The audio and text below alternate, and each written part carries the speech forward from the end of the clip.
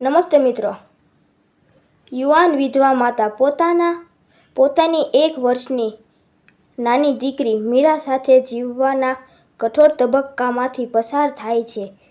પતિનું અચાનક હાર્ટ એટેકથી મૃત્યુ થયા પછી તે ગામના ખેતરમાં કામ કરવા જાય છે, જ્યાં એક ખેડૂત સાથે તેનો પરિચય થાય છે. ધીમે ધીમે બંને વચ્ચે પ્રેમનો સંબંધ ઊભો થાય છે અને તેઓ એક સાદો, ખુશહાલ પરિવાર બનાવી લે છે. પ્રિયા, એ જેનું નામ હતું, તે યુવાન વિધવાનું ઉંમર માંડ 24 થી 25 વર્ષની હશે.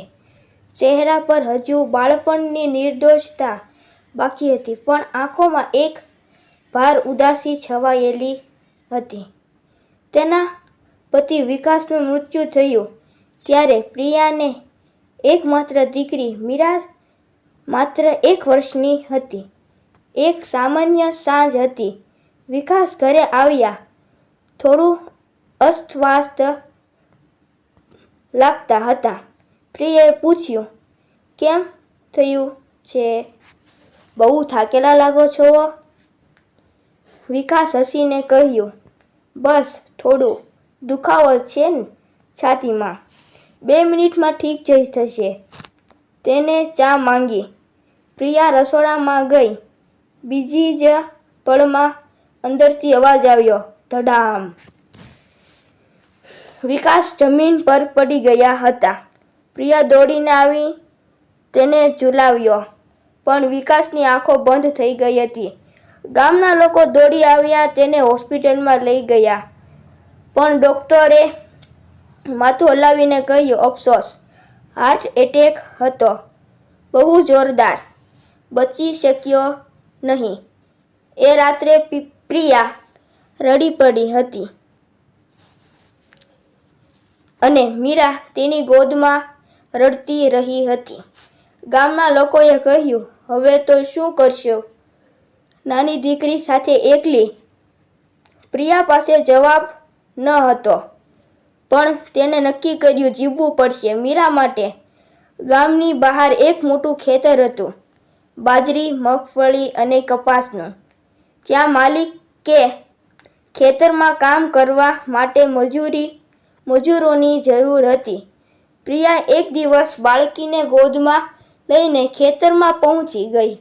માલિકે કહ્યું, "ઠીક છે, કામ કર. ખેતરમાં જ નાનું ઝૂંપડું છે. તું અને તારી દીકરી ત્યાં રહી શકે છે. મહિને 8,000 મળશે." ખેતરમાં કામ કરતા એક ખેડૂત હતા. તેનું નામ હતું અમર. ઉંમર 30-32 વર્ષની.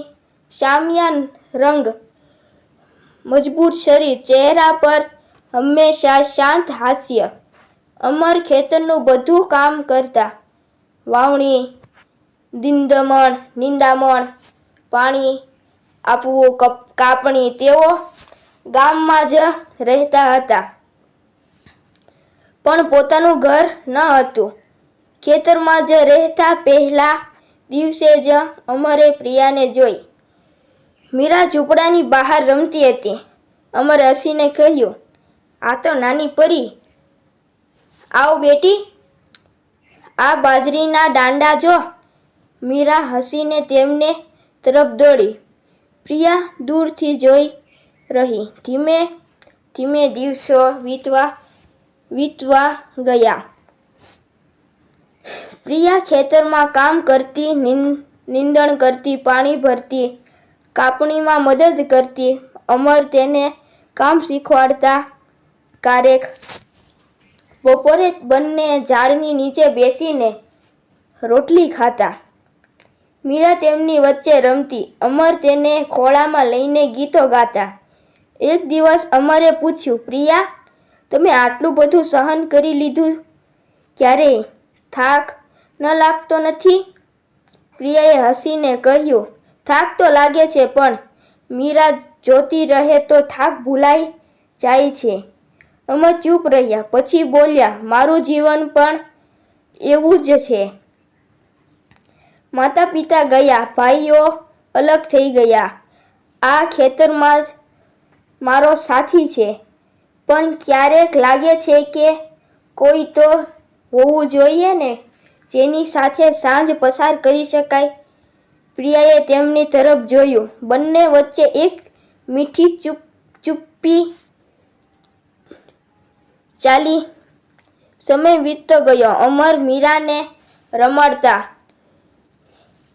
તેને કંધા પર બેસાડીને ખેતરમાં ફેરવતા. મીરા તેમને બાબા કહેવા લાગી. પ્રિયા રોજ રસોઈ બનાવતી અને અમરને પણ બોલાવતી. બંને એકબીજાના દુઃખને સમજાવતા થયા. બંનેને લાગવા લાગ્યું કે જીવનમાં ફરી સૂરજ ઉગી શકે છે. એક સાંજે ખેતરમાં બાજરીના દાંડા હલાવતા હતા. સૂરજ ડૂબી રહ્યો હતો. મીરા ઊંઘી ગઈ હતી. પ્રિયા અને અમર બેસીને વાતો કરી રહ્યા હતા. અમરે કહ્યું, પ્રિયા, હું તને એક વાત કહું? બોલો.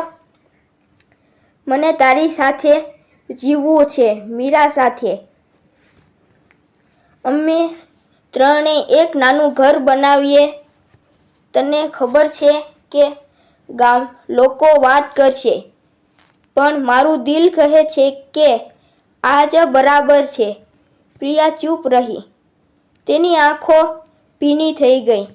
તેણે કહ્યું, અમર, મને પણ એ જ લાગે છે. મીરાને એક પૂરો પરિવાર મળે, પણ લોકોની વાત.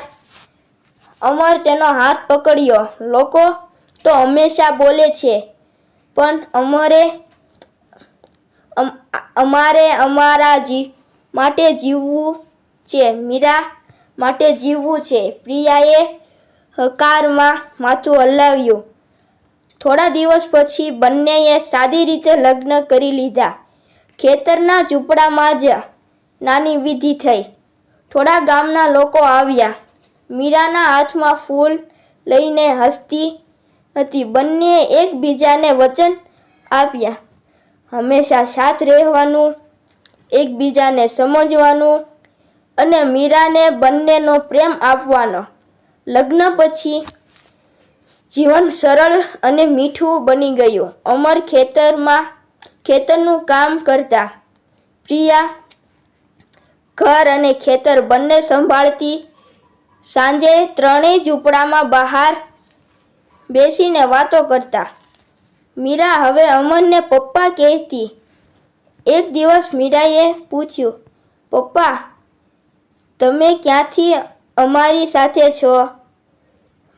અમરે હસીને કહ્યું, બેટા, હું ત્યારથી જ છું જ્યારથી તારી મમ્મીએ ખબર પડી કે તેમની પાસે હવે એક સાથી છે. મીરા હસીને અમરને ગળે લગાડી ગઈ.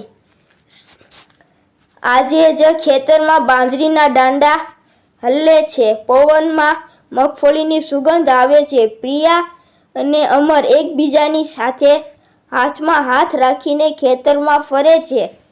મીરા તેમની વચ્ચે દોડે છે. જીવનમાં આવેલું દુઃખ હવે એક દૂરની યાદ બની ગયું છે, કારણ કે સાચો પ્રેમ એ એવો ખેતર છે જ્યાં દુઃખના વાદળ પછી પણ નવું પાક લહેરાય છે.